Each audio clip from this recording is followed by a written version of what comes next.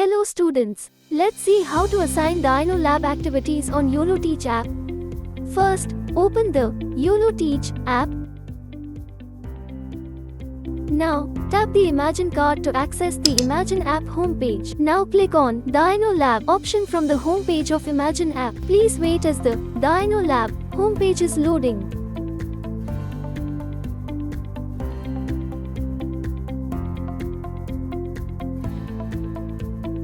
Tap on menu and click on Assignment to access it.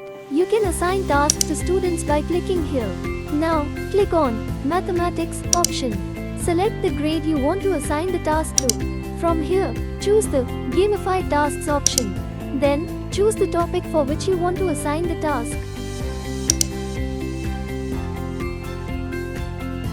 Select the lesson needed for the assignment. Kindly hold on as the tasks are loading. Select an activity and assign it to the class. Select the Send to Class option to assign it.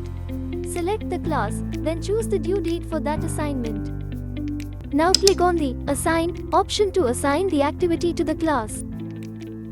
Thank you.